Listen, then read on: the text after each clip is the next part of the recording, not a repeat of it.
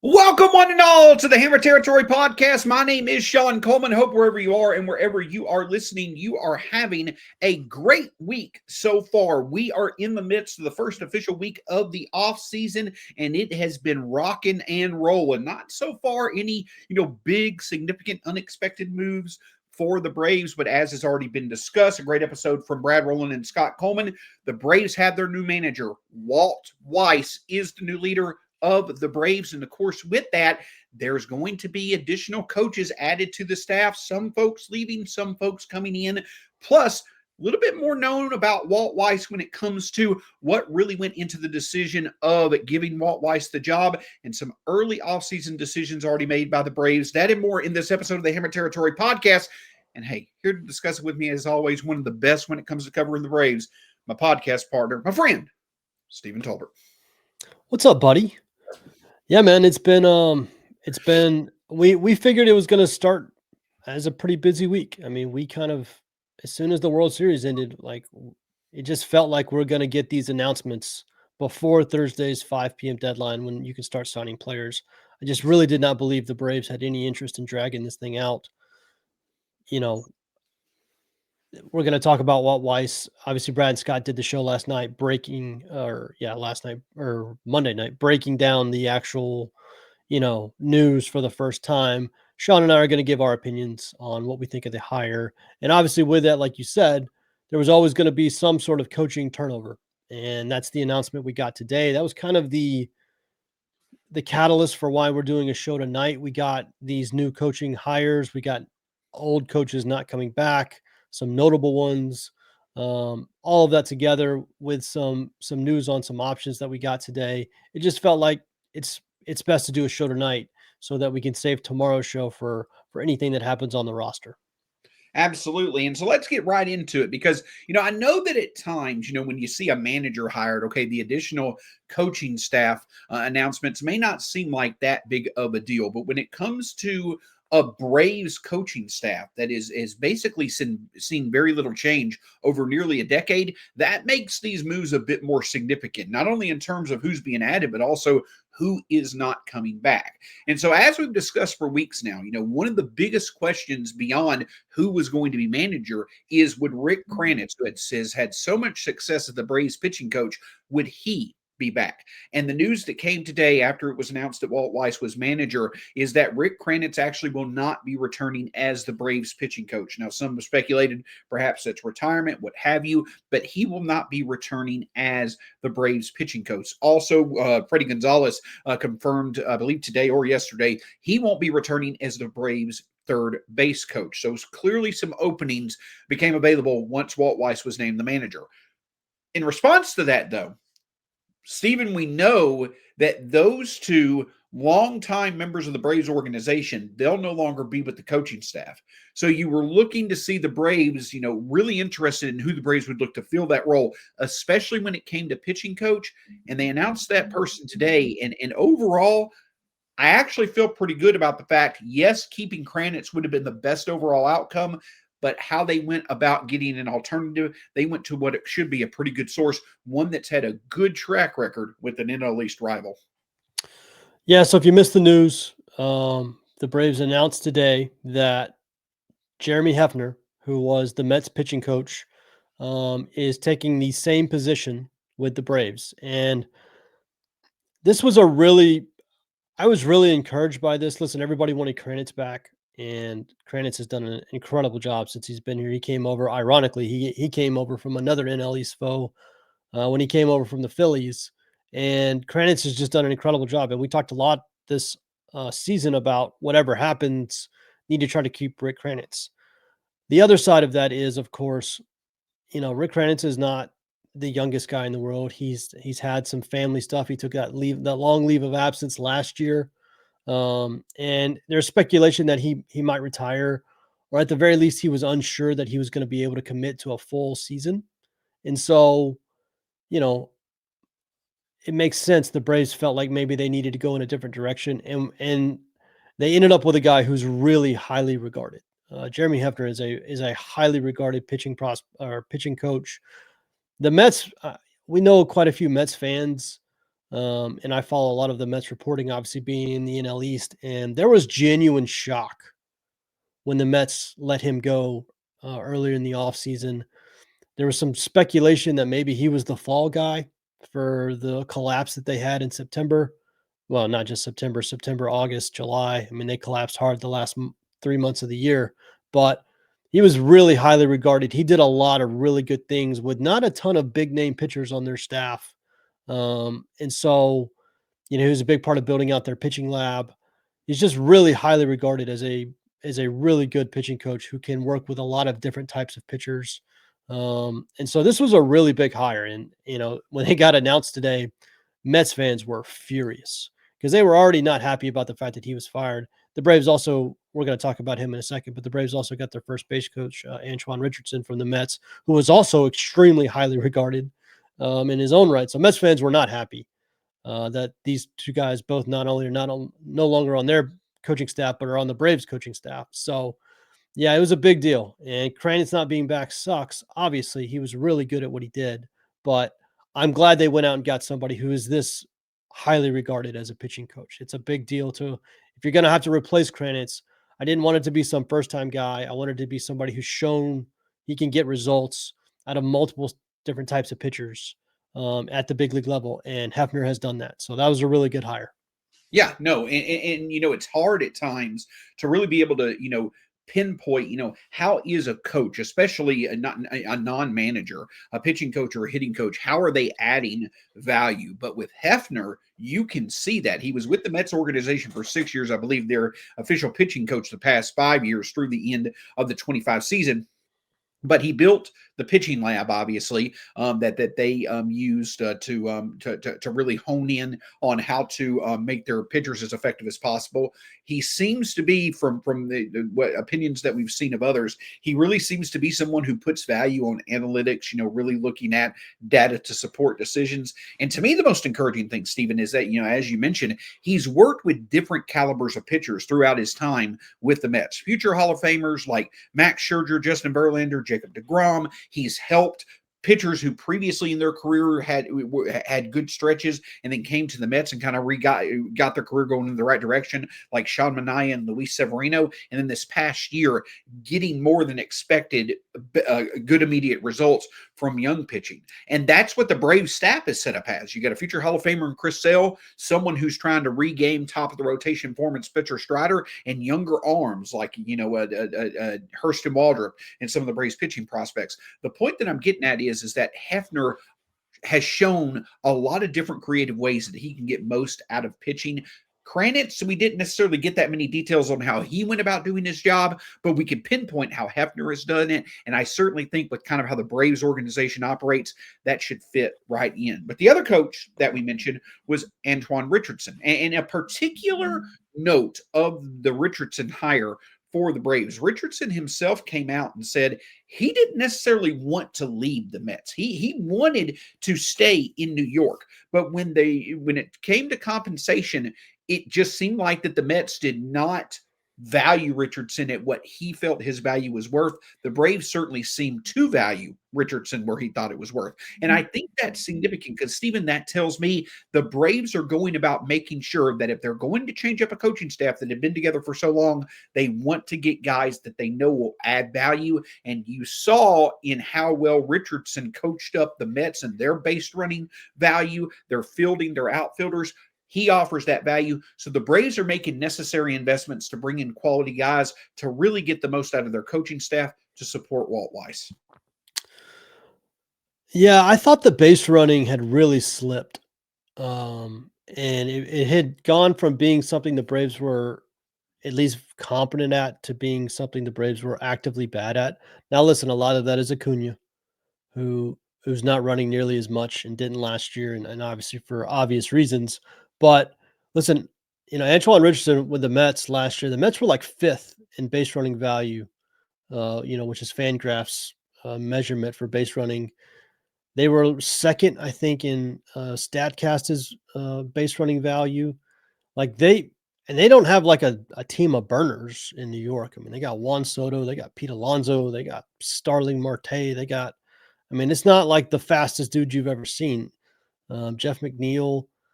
And yet, Soto had a massive year on the bases. He just did a really good job with them. And this was something I want the Braves to get back to because, yeah, they don't have the fastest team in the world, but again, neither did the Mets. I think the Mets were like 29th or 30th last year in sprint speed, and yet they were one of the best teams in baseball in base running value. And so you can do it even if you don't have a team full of burners. And the Braves do actually have some athleticism, especially if they bring Kim back. I mean, Michael Harris, Ronald Acuna Jr., Austin Riley is not slow. Even like Ozzie and Hassan Kim, like they have guys who can make plays on the bases. So the first base coach is never as big as the pitching coach or the hitting coach, but trying to get some value added back on the bases is something I'm actually very interested in. And a lot will be tied to Acuna. Everybody gets that. How much is he going to run next year? Is he lead off? That's a big part of it, of course. But I want to see an emphasis put on that. And so this hire of somebody who is this highly regarded, and he is extremely highly regarded as a first base coach and helping with the base running value part of the game. This was two really good hires. I mean, this was a strong additions to Walt Weiss's coaching staff. Guys who aren't necessarily 7 years old either, got some youth. I think Hefner is 39, I think. So I mean, 39 for Hefner, 41 for yeah, I Antoine. mean, those guys are a It little makes older than us. it makes me feel old because it doesn't feel like it was a decade ago when I remember Hefner pitching for the Mets and Antoine Richardson having a cup of coffee with the Braves back in 2011. These hires make me feel old that we're calling them. Yeah. That's besides the point. Yeah. So good hires, really good hires. Really, really strong. Obviously, if you told me Kranitz wasn't coming back, I would have been a little worried. The fact that we got the news that Kranitz isn't coming back at the same time that we found out that Hefner was going to be the guy, of course, softened that blow quite a bit. So I thought these were two really good hires. Absolutely. And of course, with Walt Weiss being hired, I'm not, this isn't a negative towards Walt Weiss, but him coming into a role where that better results are going to be expected immediately, surrounding himself with as much value as possible is very important. And I'll end with this when it comes to the coaching staff. I don't think that this is a top factor in the struggles that we've had over the past 2 years, but I also don't think it's not nothing that when Eric Young and Ron Washington go to Anaheim, when you had those voices on the field constantly to support the offense on the base paths, the fact that we kind of fell off a little bit when they left, I think that that's important. Like you need value added out of that first base coaching box if you're an offense that's looking to get better, because the base running value added, as well as just the awareness of keeping an idea of what's going on, the more in tune that first base coach is with the base runner, it just makes the more impact of when you create run scoring opportunities, it's going to lead to runs. And that's what the Braves need. Yeah, the base running was I mean, they made so many boneheaded outs on the bases last year. Eli White, I'll never forgive Eli White for turning around and running back to second. I think it was Acuna's first game. Wait, we're not going to relitigate the whole season, but they fired their third base coach in the middle of the season because they were making so many outs on the bases. Some of that was his fault, but not all of it. Again, it should be more of a weapon than it's been, and it's been kind of a liability, quite honestly. And so I want to see that.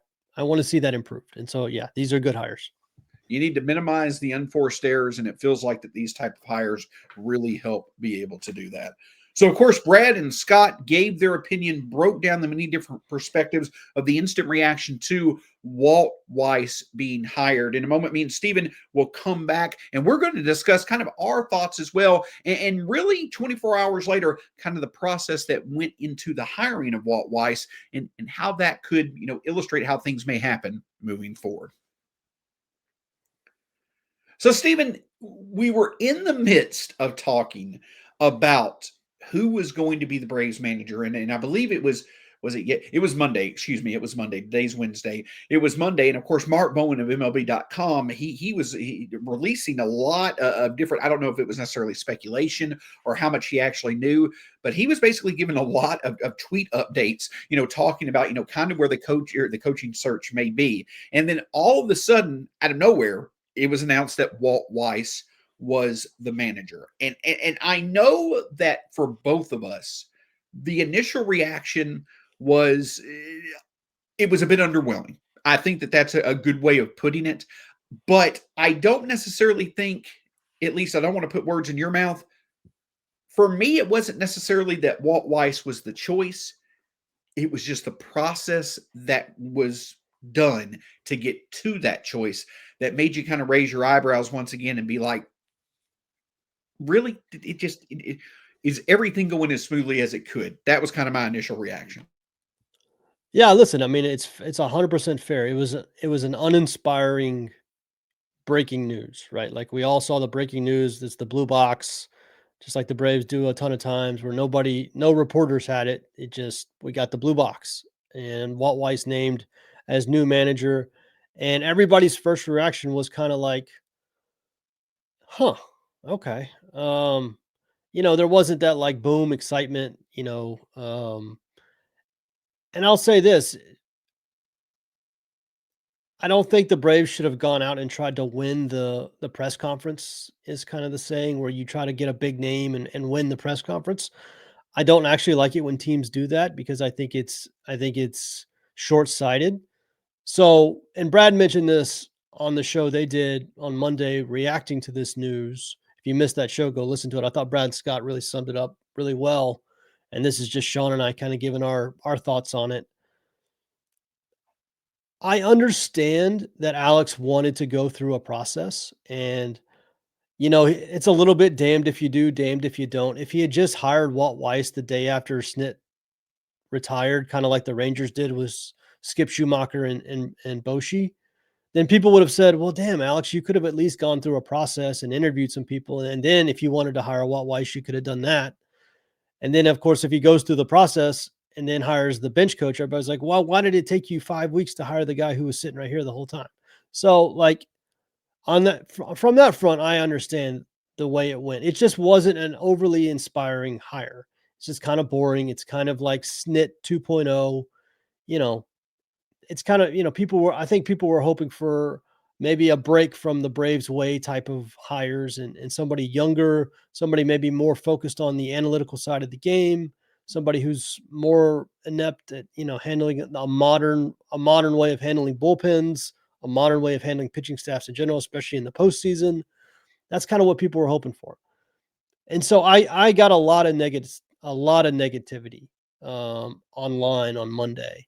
There was a lot of people disappointed with the hire, and I thought it was too much, to be quite honest. At one point, I had to tweet like, "I think you guys are going a little crazy here," because one, it's the manager of a baseball team, and this is not the head coach of a college football team, where that hire makes or breaks your entire organization.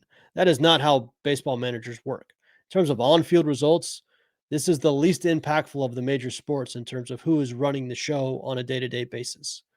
So that's one. Two, just because Walt Weiss is boring and uninspiring doesn't mean he's the wrong hire. Um, we have talked about a ton. The most important part of that job is you got to get the respect of the players and you got to get them to play hard for 6 months.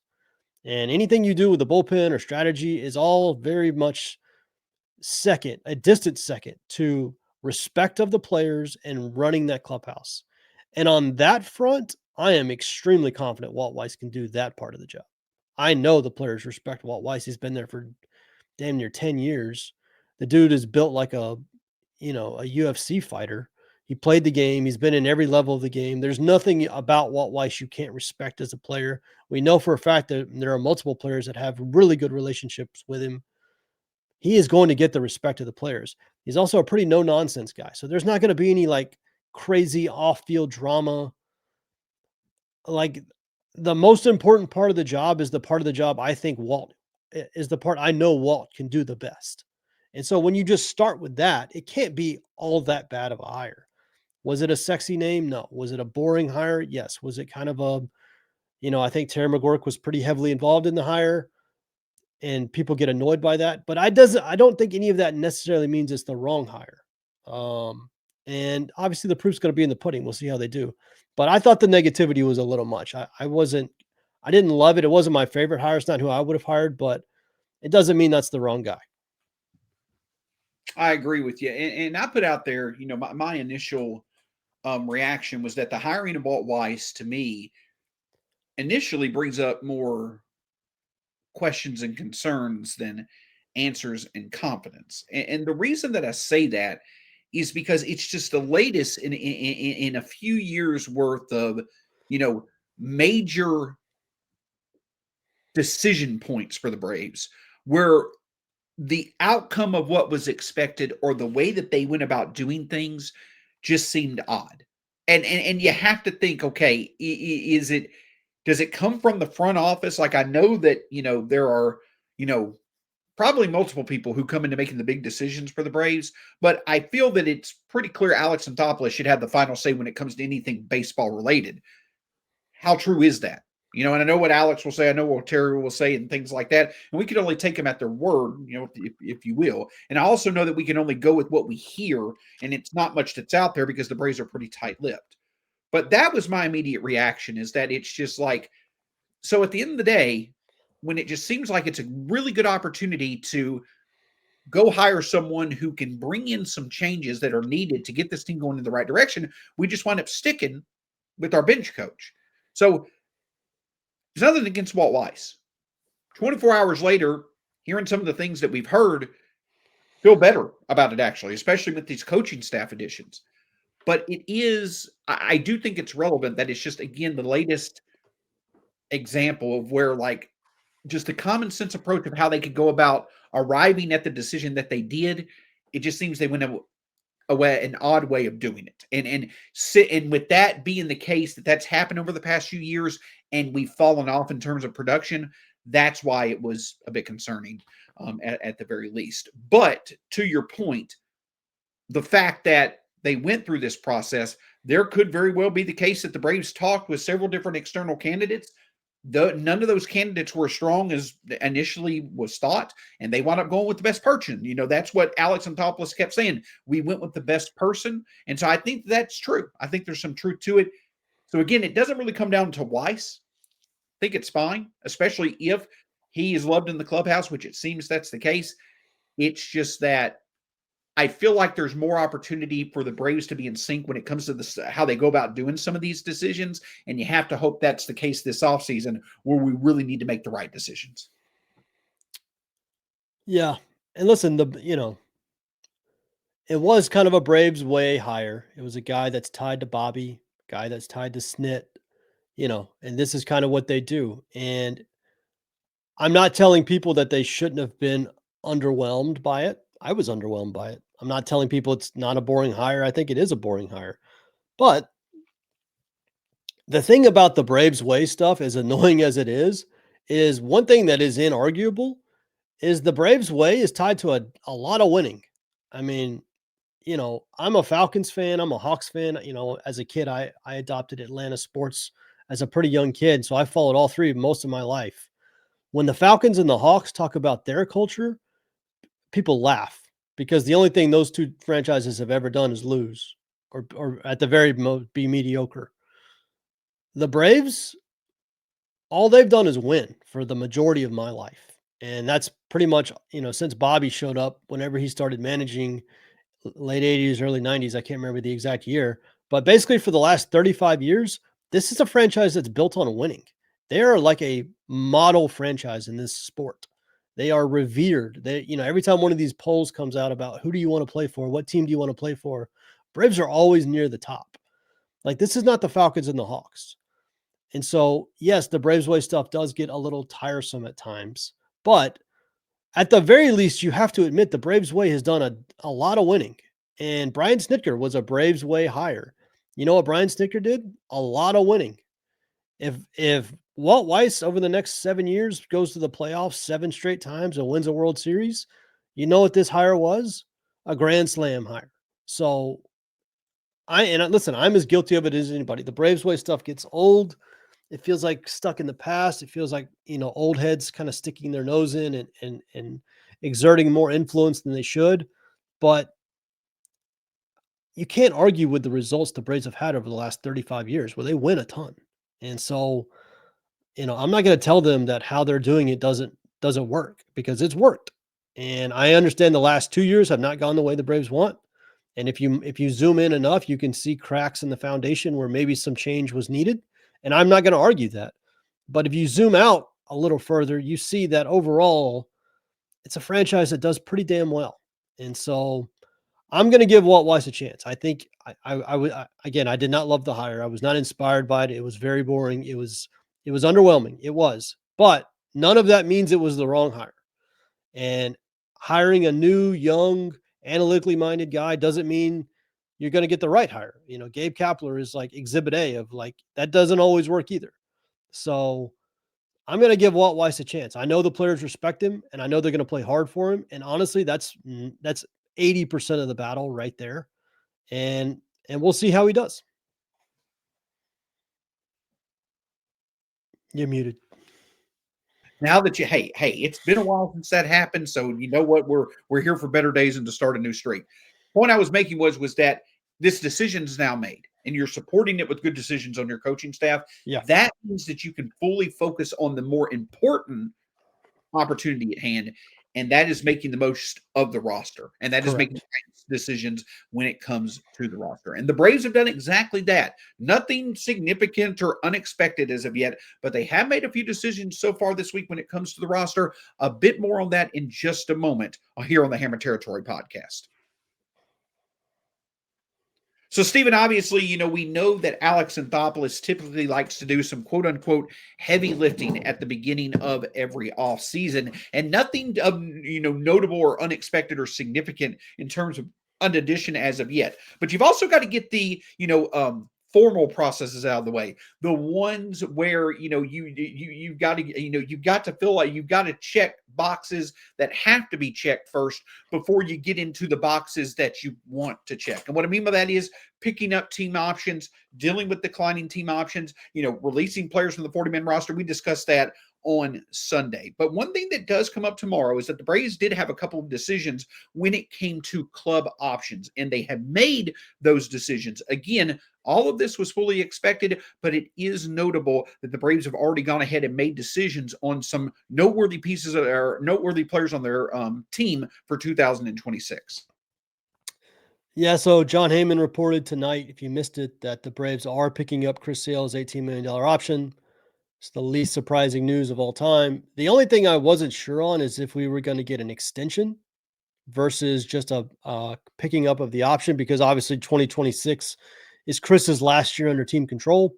And this is the time where, if you think back to the Charlie Mortons of Travis d'Arnaud's of the world, the veterans, they often sign these extensions right around now. And so the only question I had with Sale was not if they're going to pick up the option. They obviously were. Is were they going to get are we going to get an extension announcement? And we still could. Picking up the option now doesn't exclude them from doing an extension later on in the offseason. So we got that from Heyman, and we'll get that official announcement tomorrow. And then Alex actually went on radio, which is weird for him. He's normally doesn't just go on radio and just say, this is what we're doing. He usually lets the official announcement do the talking. But he did go on radio today and say they are definitively picking up Ozzie Albies' $7 million option as well.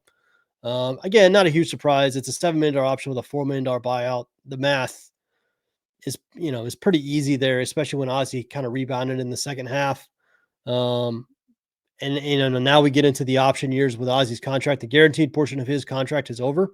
And so he's got a couple options on the back end of this thing. They're picking up the $7 million. We got whispers that they are picking up Kenley's option. I haven't heard anything on Pierce Johnson's option yet. That's probably the one that, I think they'll pick it up, but that's probably the one where you could, if you wanted to read the tea leaves, and maybe there might be one surprise like last year with d'Arnaud. Maybe it's Pierce Johnson. We'll find out tomorrow by 5 p.m. when all these decisions have to be made. So yeah, we got a little bit of news ahead, and we're going to do a show tomorrow night as well, kind of talking about all the stuff that happens, because there could be a number of moves tomorrow all across the league. And so we'll do another show tomorrow recapping all this stuff. Just wanted to lay out the kind of the baseline stuff we got today. Yeah, another small tidbit that was out there today on former Brave now, and it's kind of odd to say, but former Braves closer Raisel Iglesias, it Yeah. was reported that there, is definitely interest across the league in him, especially with how strongly he ended last year. This includes the Braves. It seems that Iglesias may be looking for a 2-year contract. I've seen many opinions across Braves country. I share those opinions. If Raisel Iglesias wants a 2-year contract from 20 to between 20 and 25 million, I don't think that is a bad way to go. I think there is I don't think there's a lot of risk in that turning into a valuable contract. So that certainly is noteworthy. The Braves have kind of been tied when it comes to free agent predictions to a Iglesias or a Devin Williams or a Suarez from San Diego. So it does appear that many think that they will, spend significantly on a closer. But if that's bringing back Raisel Iglesias, I don't think it's a bad move. And it does seem like that there could be mutual interest from both sides, especially with the fact that Iglesias is focused on a short-term deal. Yep. And the Braves are going to get a high leverage reliever at some point. So it's just going to depend on who the name is and what the contract is. So yeah, just as a reminder, tomorrow, 5 p.m. deadline, all the options have to be decided on. We will get a Braves blue box tweet that says we have picked up the options on Chris Sale, Ozzie Albies, Tyler Kinley. We'll see what they do on Pierce Johnson. Also tomorrow, all the 60-day IL guys have to be put back on the 40-man roster. So I think the Braves still have to clear one more roster spot.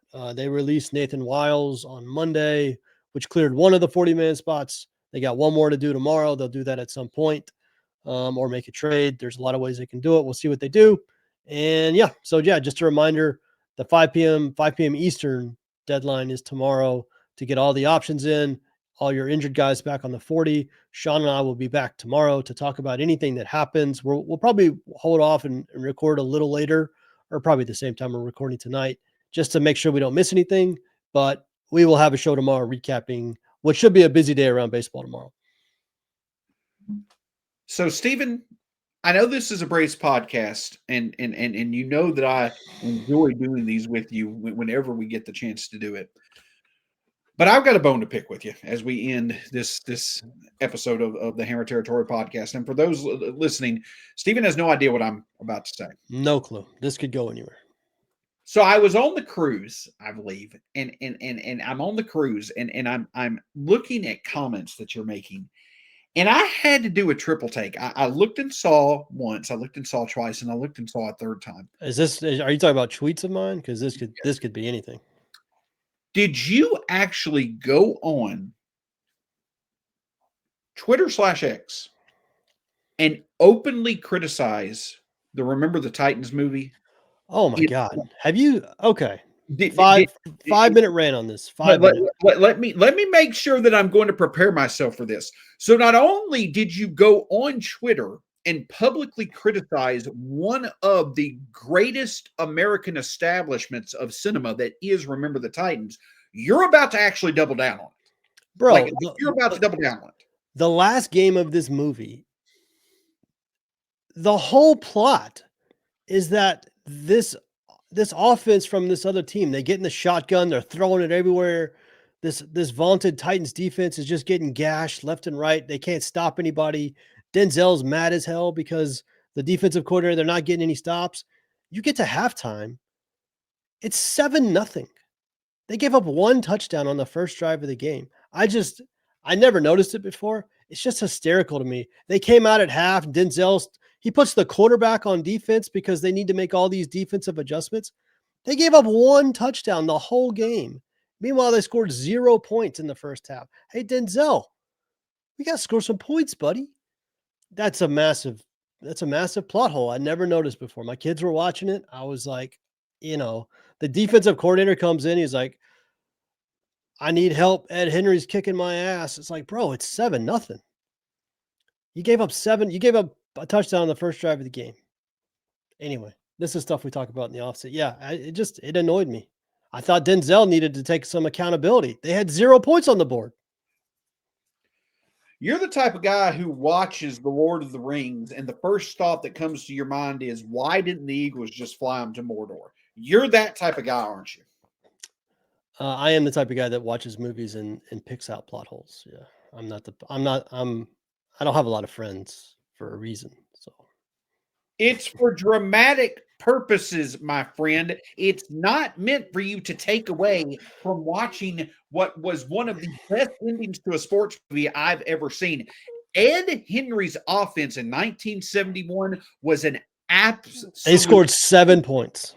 Ed Henry's kicking my ass. You gave up 7 points. Whatever. All right, we got to go. It was 1971. And it's Remember the Titans. You do not criticize Remember the Titans. Remember how terrible the Titans offense was. That's what it should have been called. You criticize the 2025 Tennessee Titans. You don't criticize. Yeah, a lot of similarities, actually. You don't criticize Remember the Titans. All right. I'm not going to end the show until there's an apology. No, I'm not apologizing. That was a great take. I'm going to retreat that take just so everybody can see it. All right, just had to get that off my chest. Regardless, thank you so much for joining this edition of the Hammer Territory Podcast. That's what we do on the Hammer Territory Podcast. We're going to talk Braves from coaching staff to roster and things such as that. But when one of us goes out of their way to have an outlandish opinion that nobody should have, it deserves to be discussed further. All kidding aside, can't thank you enough for joining us here on the Hammer Territory Podcast. We are so excited that the offseason is finally here, and nearly every episode now will either be breaking down some type of potential rumor, move, what have you, that the Braves will be making all the way up through and into next year. It's going to be an exciting time. I understand those that may be a bit skeptical with how last offseason went, but it really feels like that, hey, everybody kind of realized the pressure is on, stuff needs to be done. So we're going to have you covered here. For Stephen Tolbert, you can find me at B_Outliers on Twitter/X. My name is Shawn Coleman at StatsSAC. Until next time, go Braves. We'll talk to you again soon here on the Hammer Territory Podcast.